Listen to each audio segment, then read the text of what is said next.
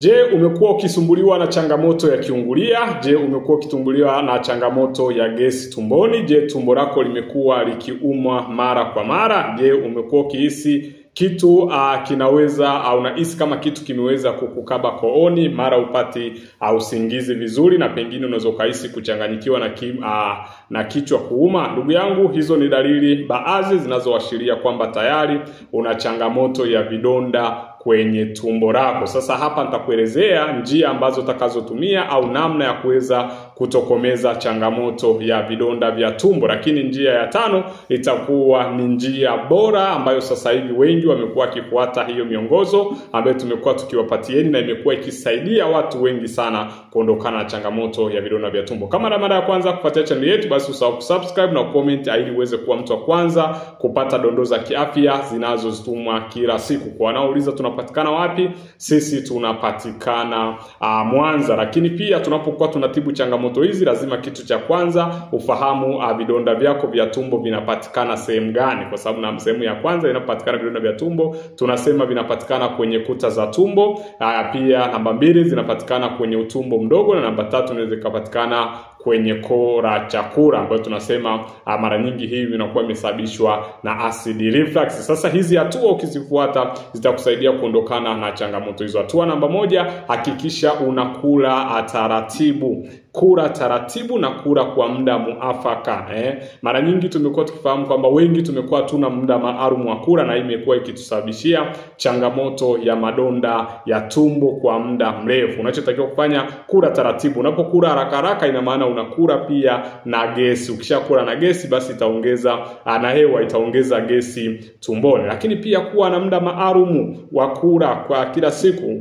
Ulishawahi kujiuliza kwa nini kama umezoea kula saa 7, kwa nini kila ikifika saa 7 unapata njaa? Unapata njaa kwa sababu mwili wako tayari umeshauzoesha. Sasa ndugu yangu, ukishauzoesha mwili wako, basi hakikisha unakula kwa muda huo, na huo muda ukifika, asidi huwa inamwagika tumboni. Kimwagika tumboni, sipokuta chakula, huwa moja kwa moja inaenda kuunguza kuta za tumbo, na hivyo inapelekea vidonda kwenye tumbo lako. Kwa hiyo inabidi ule taratibu, ule na muda maalum wa kula, lakini pia ule unakula milo midogo midogo. At least tumbo lako lisikae tupu. Tumbo lako ukaa tupu ni hatari kwa afya yako, na ni chanzo kikubwa kimojawapo kinachosababisha vidonda vya tumbo. Unapokaa tupu kwa muda mrefu, ndugu yangu, vidonda vya tumbo vinaongezeka maradufu. Kwa nini? Kwa sababu asidi itamwagika tumboni, na isipokuta chakula itachoma kuta za tumbo. Lakini namba 2, hakikisha unaepuka vyakula vyenye asidi nyingi, ikiwemo vyakula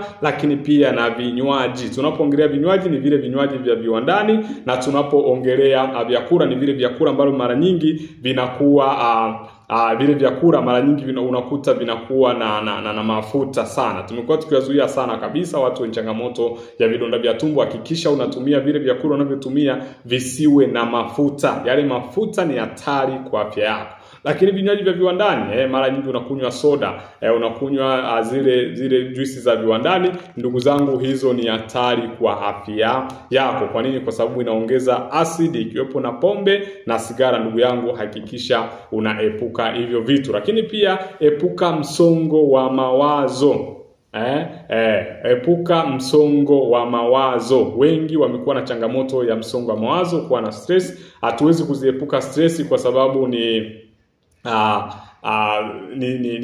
part ya maisha yetu, kwamba uwezi kuwa na kitu ambacho hakikupi stress. Kama una stress ya hiki, utakuwa na stress ya kitu kingine. Ila sasa unakuwa na stress, huwa inapelekea uzalishwaji wa asidi nyingi. Sasa ile asidi kisha kuwepo nyingi mwilini, mara moja ikimwagika tumboni, inaenda kuchoma kuta zako za tumbo, na hivyo inapelekea moja kwa moja changamoto ya asidi ya vidonda kwenye kuta zako za tumbo. Lakini pia epuka kutumia dawa kiolela. Ndugu zangu, mimi wanashangaa watu wanazidi kutumia dawa za kupunguza maumivu. Dawa za kupunguza maumivu, paracetamol, diclofenac, ibuprofen, hizi dawa zote huwa zinaendelea ni chanzo kimojawapo cha vidonda vya tumbo, ambayo wengi hawafahamu. Lakini wengi wanazitumia hizo